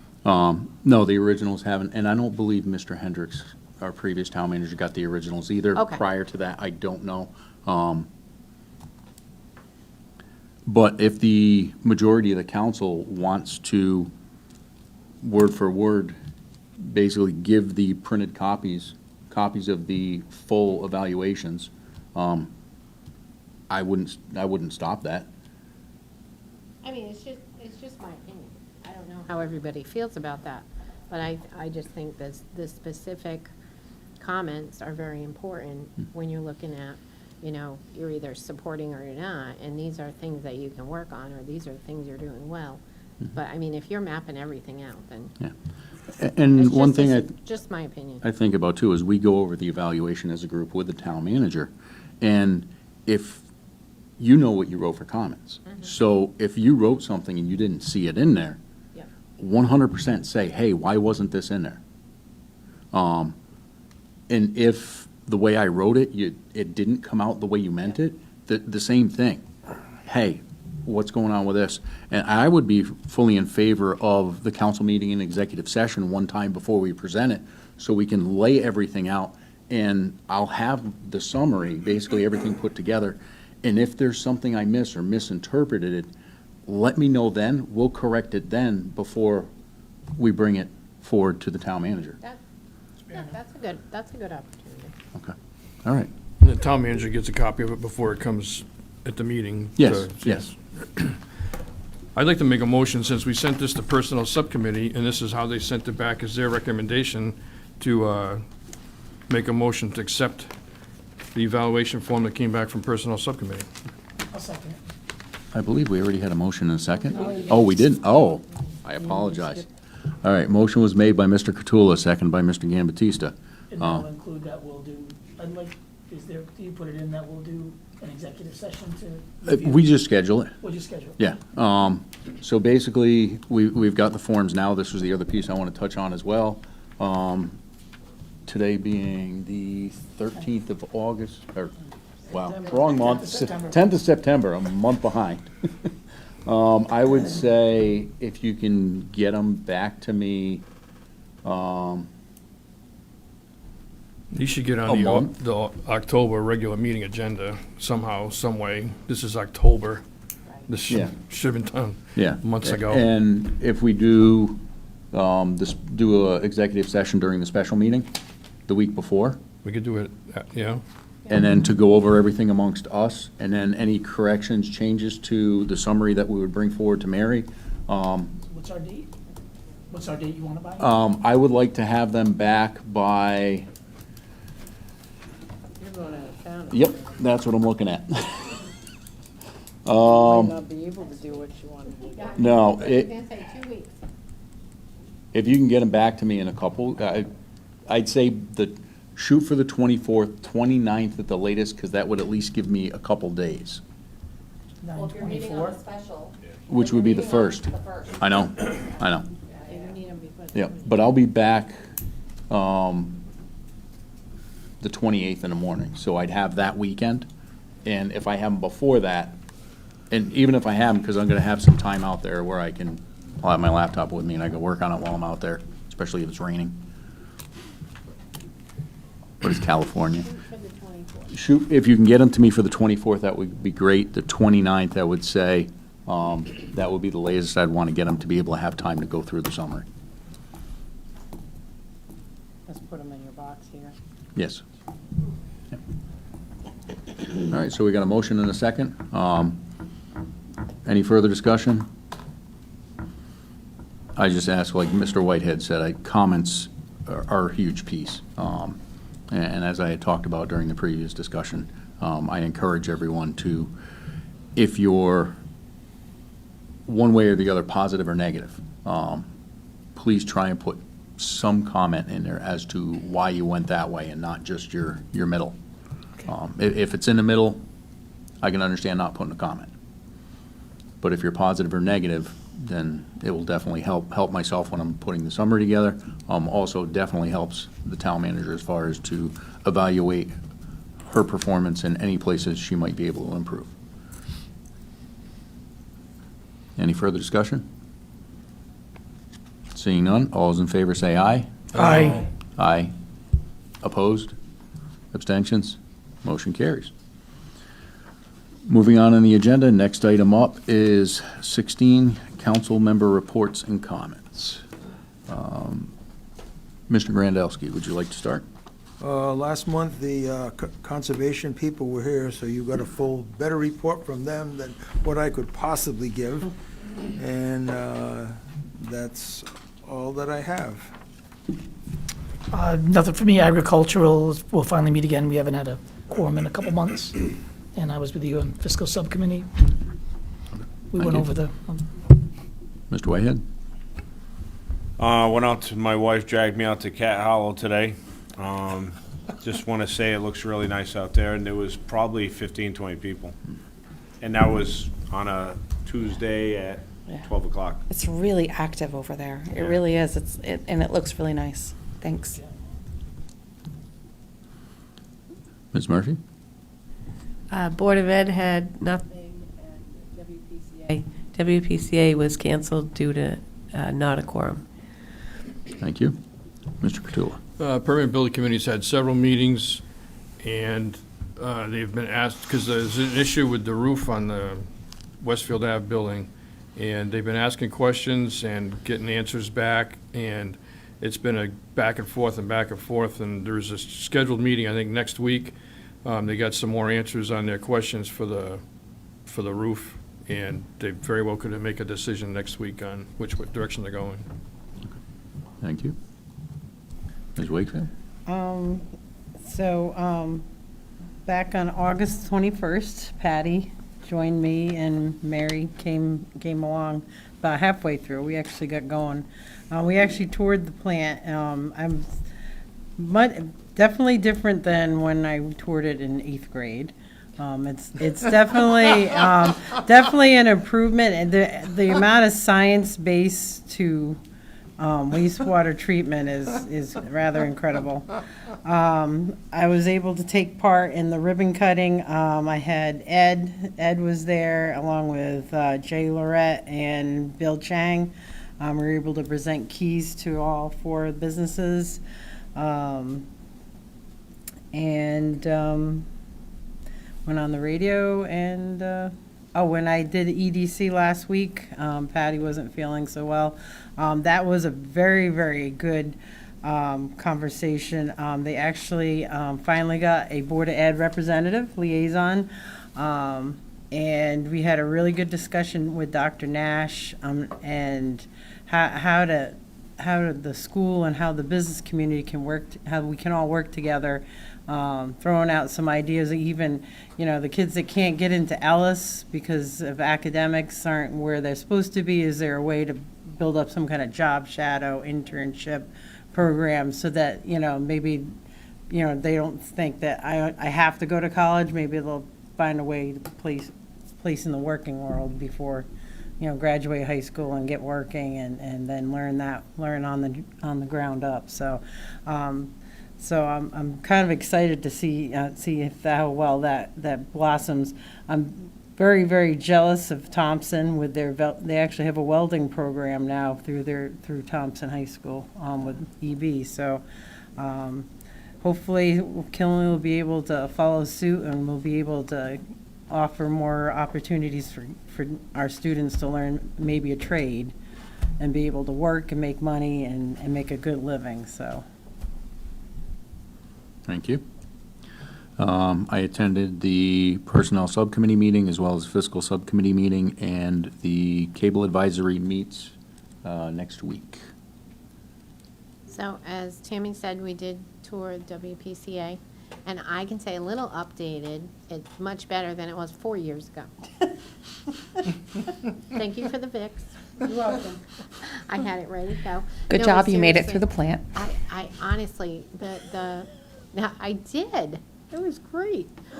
Yeah, the improvements just in the past 4 years, that work they did is phenomenal. And we got a really good understanding of the science behind, like we were talking about microbes and how all the little things in the water, and how they keep everything moving. And one thing that really concerned me is this whole capacity thing to be serious, because as we discussed, one major storm, like say a Hurricane Katrina, could really put us in jeopardy. So this design money, this $2 million to get this off the ground and going is imperative. I mean, we would hate to have to deal with an overflow like that. So, yeah, and as Tammy also said, I wasn't feeling well, so I missed EDC, but she did a great job covering. And I think we have NDDH next week and a couple other things coming up.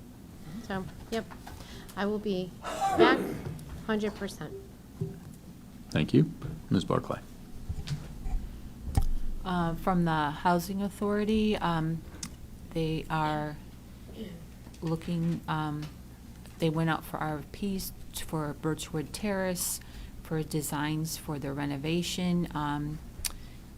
But they have not received the grant money yet. Carol continues doing a phenomenal job with her limited resources of keeping all of the areas going.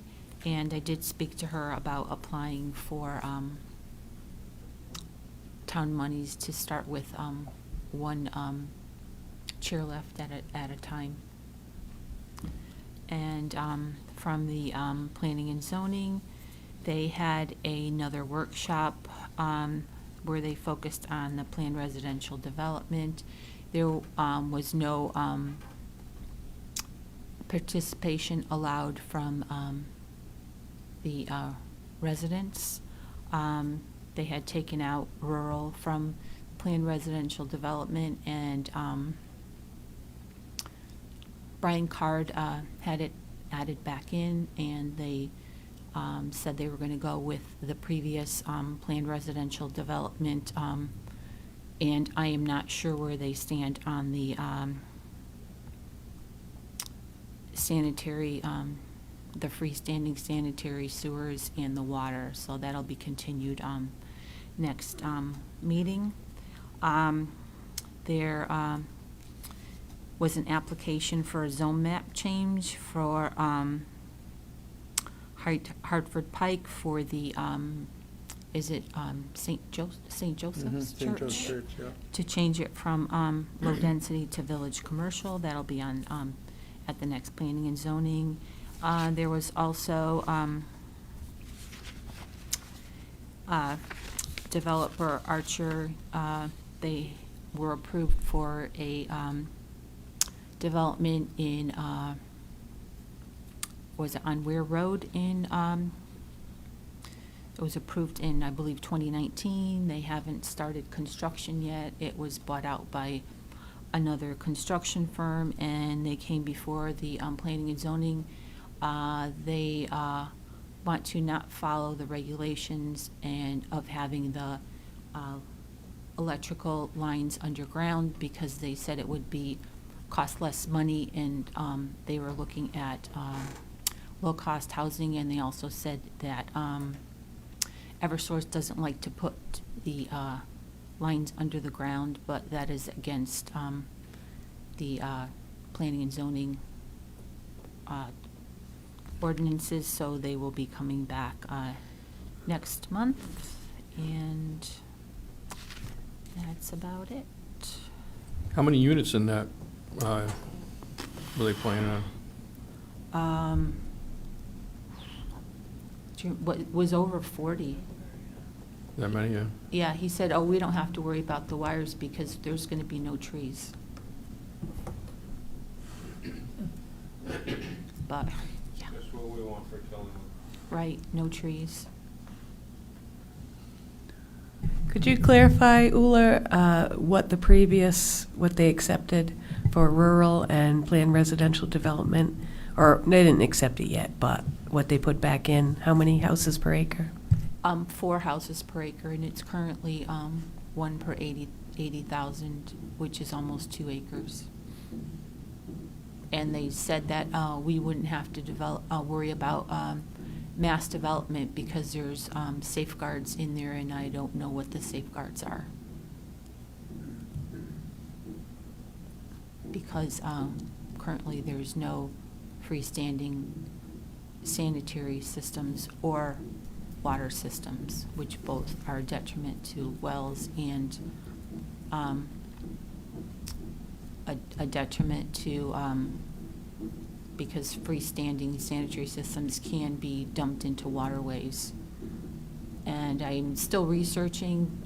I spoke to Ed about it, that if there are any failures of those septic systems, that the town is obligated to take over and hook them up to sewers. So I'm still researching that.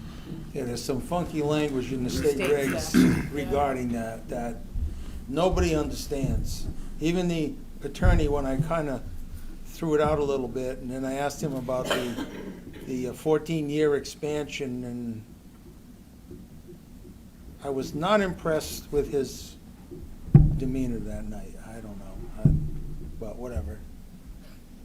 But, yeah, there's language in the state regs regarding community septic systems and DEP involvement, health department involvement, and WPCA involvement. And when I brought that up with the attorney the month before, he was kind of not aware. But that doesn't mean that they become the town's WPC. They basically create their own, they're their own WPC. They're their own water, they're their own wastewater system. He's saying per state statute until Per they the states, fail. the language Oh, in- we were talking about, Yeah, the language again, I in the- wasn't part yeah. of that conversation. That's where but- it gets to be, we've never been in that arena before, so this is getting to be, like I said, something totally different, or my reading of it, and I haven't had enough time to really go through it, and I'll try to get you copies of that, and.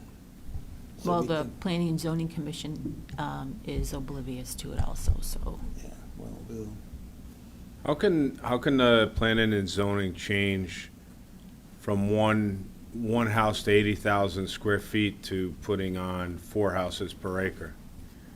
How can they do that? It's planned residential development. It's supposed to be to have all of the housing together to save the land. It only looks good on paper, but in reality, it's not. But I mean, how can they, I mean, if we have regulations in place, how can they supersede the regulations? Well, and they- They are change- rewriting the They're regulations. rewriting. No, but I want to clarify because they're actually not rewriting that part. So there's a difference between the zones and the usage, and that's usage. In usage, they had existing 4 houses per acre, and nobody really realized it because I haven't done it except for Westview. So they went to rewrite the ordinances, and they came, well, let's do 5 houses per acre in rural.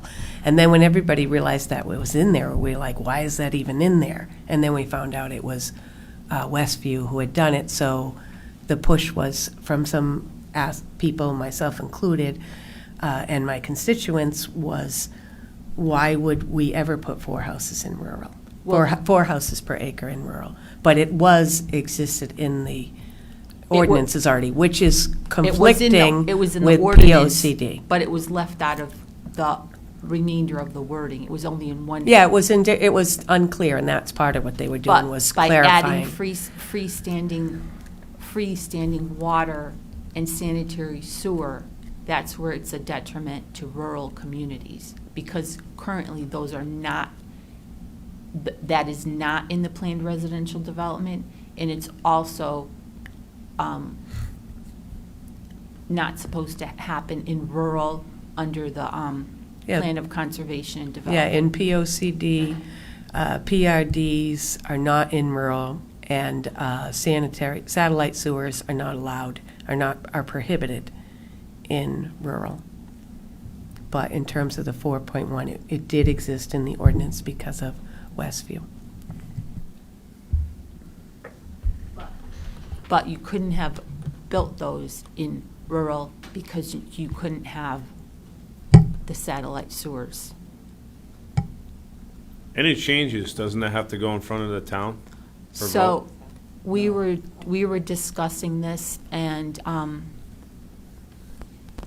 the attorney had said that basically developers can come and weigh into the Well, changes, depends and on- not the public. It's It's so brought to the unclear. public after the changes to the regulations have been made and have already gone to the attorney. So I just want to clarify. What happens with zoning regulation changes is they come forward to the planning and zoning. So the planning and zoning typically will hold workshops. They clarify any potential changes that they're looking at doing with the attorney. So the attorney weighs in, yes, you can make that change. No, you can't. Like, this is legal, this is not. They have to pull this out, whatever. And then those changes come to the planning and zoning as a planning and zoning application, which requires a public hearing. So it comes as a full application as any other applicant comes before, like a zone change. All of those are applications that are brought forward to the Planning and Zoning Commission. And so it gets submitted to them as an application that they then hold public hearings on. So they have the public input on what the proposed language would potentially be. They receive that public comment, and then they would make decisions. Just like the council, you guys hold public hearings on something and then make your decision afterwards. It's that same process. Is it our town attorney? They, that handles that? Yeah, they submit any changes to the town attorney, and the town attorney would utilize our town attorney plus any of the other, if it's an environmental section, they may activate like Ann Catino, which is one of our environmental specialist attorneys. I would think that they would have to at least come in front of the council and at least No, they're give a us- regulatory agency. The planning and zoning is an independent regulatory body. Just like inland wetlands. They are regulatory bodies. They administer and set the regulations for the town. The town councils, so clearly you guys provide comment, but you appoint the members that sit on your planning and zoning commission. So we shoot ourselves in the foot. You guys appoint these individuals have served on our planning and zoning commission for decades. Most of them have been on there for a very long time, doing their best to serve our community as a whole and trying to, manage, demands for the entire community. So, I think our town is a very good town, right? But they're doing their best. There's a lot of state regulatory requirements that they have to abide by as well too. But that's their process. I just wanted to clarify what their process was for changing regulations. Is it comes before them as as an application that then the public weighs in on, and they decide whether or not they're going to proceed, change, send it back to workshop, whatever they're going to do. That's how they do it. It's not like once it comes to them as an application, it's a foregone approval. It comes through the regular application process. But we did have an unofficial petition with how many signatures? I lost track. It was between 140 and 160. There's still some out. We And, presented them. Those citizens of the town want to keep Killingly rural, and that was disregarded. I believe rural's under 2,500 people, so we're 7 times rural. So I just, We Is have my- rural clusters. We are not a rural town. I'm just trying to Just make understand. it Willimantic. Well, no, I actually, I understand your sentiment. I don't disagree with it even 1%. I'm just trying to figure out the angst of, if, it sounds like the anxiety is if you're putting 4 houses on an acre, that you'd be creating more of like, a kind of like larger apartment buildings in rural areas. In those types of areas, especially if they are low income, one of the detriments that you don't have there is you need accessibility with public transportation. So in East Killenly and South Killenly, to put that type of a housing project, you'd have to build out from here to there. And I think I think we're a long way from there, from that being part of the borough of Danielson. I think we have a big separation. And if they're not tying into city sewer out there, and they have to do it on their own, I just think that there's going to be a cost equation there. I don't think that's going to work out. And again, a lot of people that are in, especially if it is, low income, a lot of people don't have vehicles. It's And to be- it's not talking about low income. So is it just that, like, let's say it was a condo setting? Are you against there being 12 condos in South Kennelly? I mean, that's, If it's in rural, it should be rural, that's what we're saying, if it's a rural zone.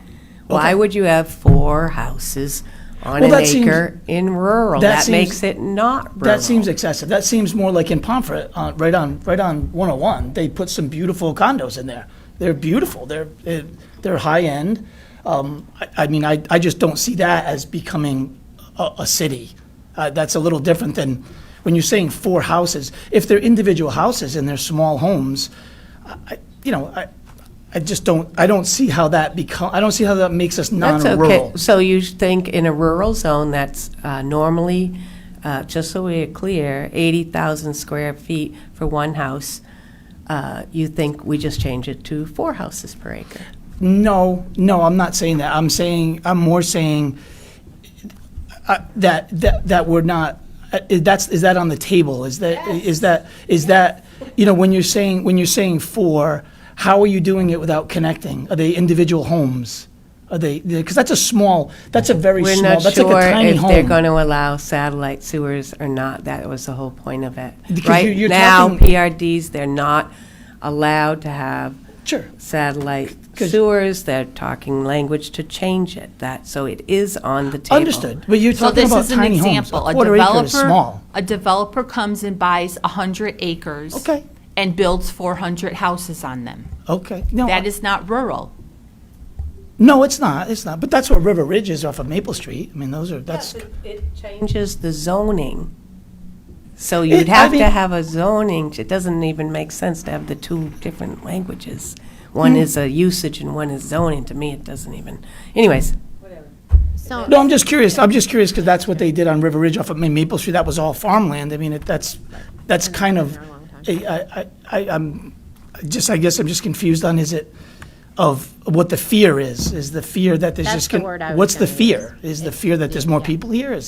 We have 18,000 people. We're 7 times rural. We're not rural at all. okay.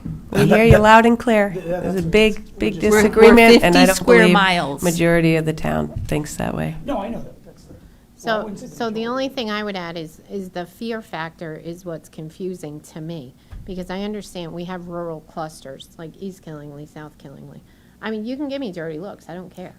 I am not giving you a we're dirty look. talking For the about- record, there is no dirty look happening. The 4, so what Ula said about, on 100 acres, 400 homes, that can't possibly happen in those areas.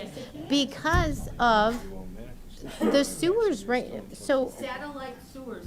But then you gotta put in utilities. It's not feasible the way our town is set up. So I think there's a lot of fear mongering. I think there's a lot of misinformation going out. We're not gonna turn into a city. Then take it out of rural.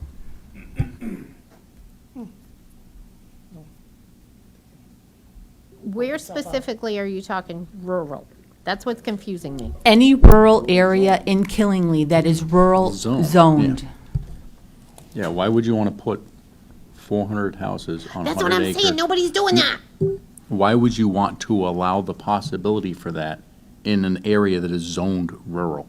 But any developer is going to look at, is it cost effective to do this project? If you have developers coming from New York and New Jersey and buying up property very cheap, that's how it happens. Just like Are the, you advertising for them to do that right now? they're already That's looking not at it. happening. Yeah, it is. Not to that scale. So if you look at those condominiums behind Kohl's, those are going for what, 440, 450? Those are beautiful.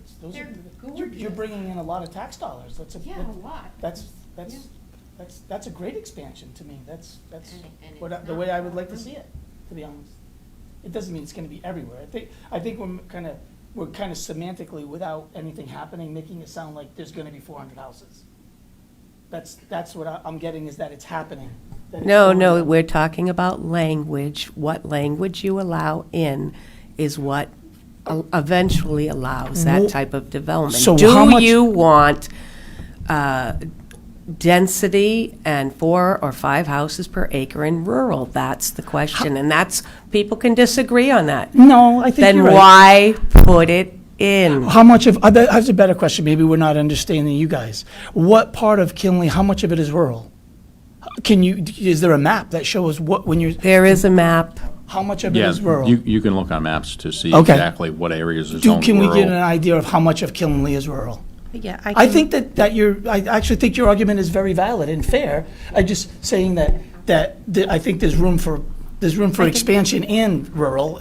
I can see about getting more information If it's from our not gonna planning. happen, then it shouldn't, the language shouldn't be used, because if a developer purchases property and develops that property, and they abide by every single guideline in the planning and zoning regulation, then that development has to be approved legally.